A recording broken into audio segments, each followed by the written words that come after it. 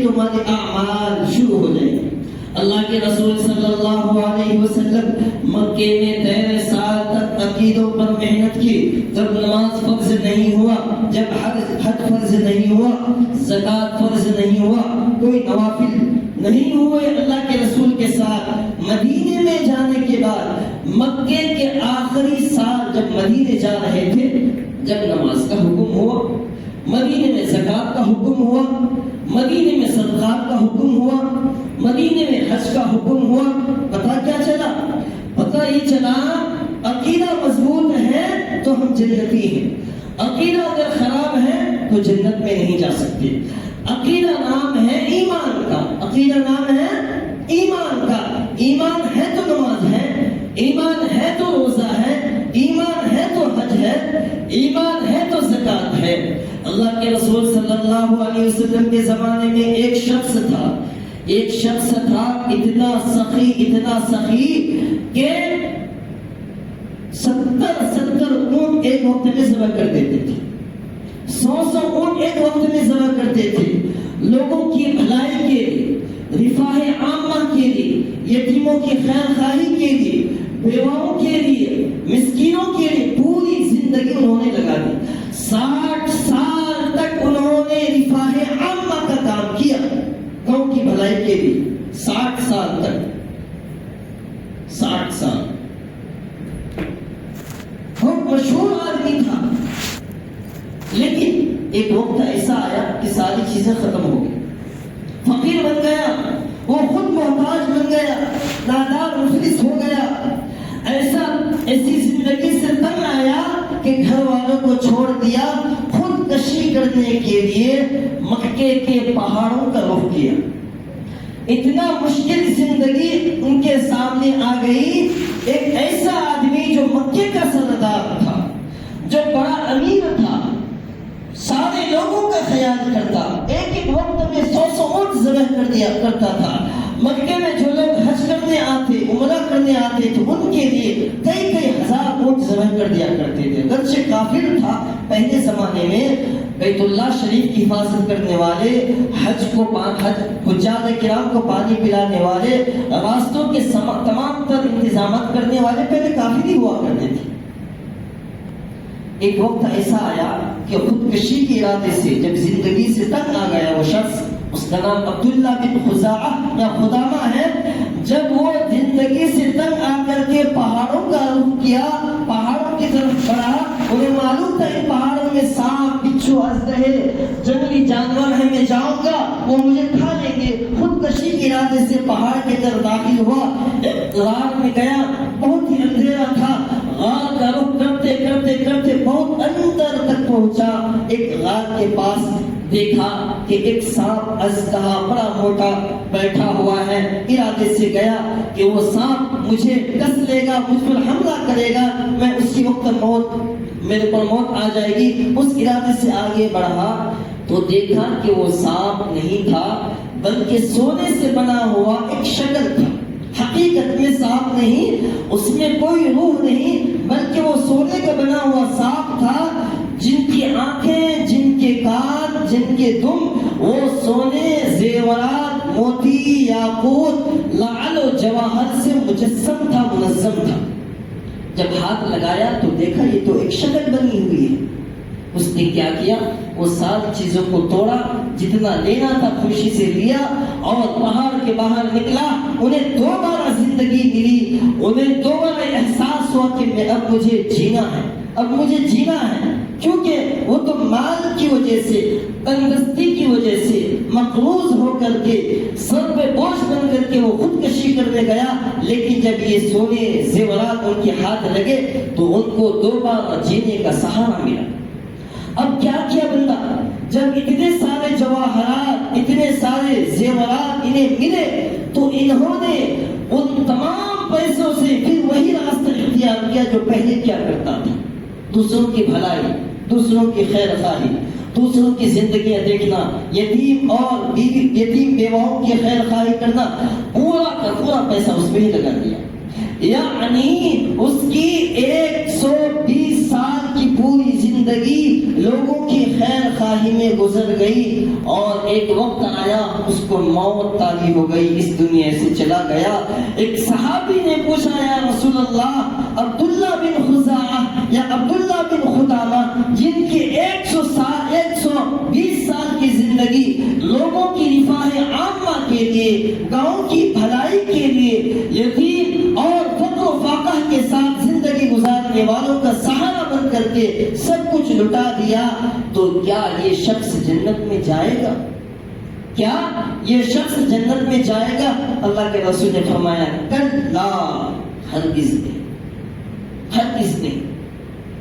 وہ آدمی جنہوں نے سب کچھ لٹا دیا لیکن وہ آدمی جنت میں نہیں جا سکے گا۔ اس کے خلاف اور ایک شخص کافر تھا، کبھی زندگی میں نماز نہیں پڑھی، روزے نہیں رکھا، کبھی بھلائی کا کام نہیں کیا، اللہ کے رسول کے پاس آئے اور کہنے لگے یا رسول اللہ میں ایمان لانا چاہتا ہوں۔ فوراً اللہ کے رسول نے کلمہ شہادت پڑھائی، پڑھتے ہی حکم ہوا کہ جنگ میں جانا ہے، جہاد میں جانا ہے۔ جہاد میں شریک ہوا ایمان لانے کے بعد اور اس جنگ میں وہ شہید ہو گیا۔ تو یہ صحابی پوچھتا ہے یا رسول اللہ کیا یہ جنت میں جائے گا؟ اللہ کے رسول نے فرمایا ہاں بالکل یہ شخص جنتی ہے، اس نے کبھی نماز نہیں پڑھی، روزہ نہیں رکھا، حج نہیں کیا، خیر خواہی کے کاموں میں آگے نہیں بڑھا، یتیم بیواؤں کی زندگیوں کو نہیں دیکھا، لیکن کلمہ پڑھا، جنت میں چلا گیا۔ اور یہ آدمی 120 سال جو لوگوں کے لیے سب کچھ قربان کر دیا لیکن جنت میں نہیں گیا۔ فرق کیا ہے؟ فرق ہے عقیدہ۔ کیا بھائی؟ عقیدہ۔ اس نے عقیدے کو نہیں مانا، ایمان قبول نہیں کرا، اللہ کو ایک نہیں مانا، رسول اللہ کو محمد نہیں مانا، آخرت کو یقین نہیں تھا، اس کے لیے جہنم ہے۔ اور ایک وہ شخص ہے ایک وقت میں کلمہ پڑھتا ہے، گواہی دیتا ہے خدا ایک ہے، محمد اللہ کے رسول ہے، آخرت کو میں مانتا ہوں، یقین کرتا ہوں، شہید ہو جاتا ہے اور جنت میں چلا جاتا ہے۔ پتہ یہ چلا عقیدہ سب سے اہم چیز ہے، عقیدہ سب سے اہم چیز ہے۔ عقیدہ صحیح ہے تو سب کچھ درست ہے، اور عقیدہ صحیح نہیں ہے تو سب کچھ بیکار ہے۔ لہذا آج کے وقت میں ہمارے لیے ضروری ہے کہ ہم اپنے عقیدوں پہ محنت کریں، ہم اپنے ایمان پہ محنت کریں، ہم اپنے ایمان کو بچائیں۔ اللہ کے رسول نے فرمایا ایک زمانہ ایسا آئے گا مسجد میں 1000 لوگ نماز پڑھنے والے ہوں گے لیکن وہ سب کے سب کافر ہوں گے۔ کیا فرمایا؟ 1000 لوگ جماعت کے ساتھ نماز ادا کریں گے لیکن وہ سب کے سب کافر، سب کے سب ہندو، سب کے سب غیر مسلم ہوں گے۔ پتہ یہ چلا کہ ہم جی رہے ہیں، کھا رہے ہیں، زندگی گزار رہے ہیں، نہیں معلوم کہ ہمارا ایمان کس کیفیت کی ہے، ہمارا ایمان کس حالت کی ہے، کیونکہ آج ہمارے ایمان پر حملہ ہو رہا ہے، ہمارے عقیدوں پر حملہ ہو رہا ہے، شکلیں بدل بدل کر کے، راستے بدل بدل کر کے، نام تبدیل کر کے ہمارے عقیدوں پر حملہ کیا جا رہا ہے۔ کبھی عیسائی لوگ آتے ہیں، گاؤں دیہاتوں میں جاتے ہیں، بیواؤں، یتیموں اور غریب لوگوں کو پہلا فسلہ کر کے انہیں کہا جاتا ہے کہ تم ہمارے گرجا گھروں میں آؤ، ہمارے معبد خانے میں آؤ، تمہیں 2 گھنٹے میں 500 روپے دیے جائیں گے، تھوڑی دیر کے لیے ہماری بائبل کتاب تمہارے سامنے پڑھی جائے گی، وہ سن لینا، 2 گھنٹے کے بعد چلے جانا، 2 گھنٹے میں 500 روپے، 700 روپے، 1000 روپے۔ عیسائی لوگ آج کے زمانے میں گاؤں دیہاتوں میں یہ کام کر رہے ہیں۔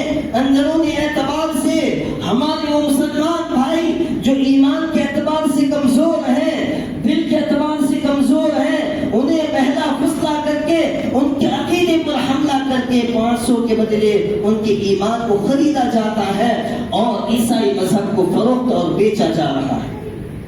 ظاہر سی بات ہے اب وہ گرجا گھر میں 10 دن جائے گا، 20 دن جائے گا، 50 دن جائے گا، انسیت پیدا ہو جائے گی عیسائی مذہب سے، اور ایک وقت آئے گا کہ وہ اسلام سے منحرف ہو جائے گا، اسلام کو چھوڑ دے گا، اس کی زندگی بن گئی، ان کی کی زندگی بنا دی گئی. اس طریقے سے حملہ کیا جا رہا ہے.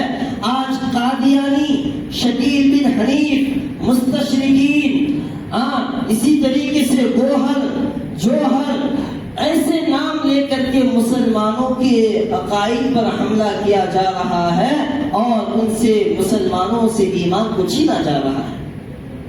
آج سوشل میڈیا کے ذریعے ہم بہت ساری بیان سنتے ہیں، بہت سارے بیان سنتے ہیں.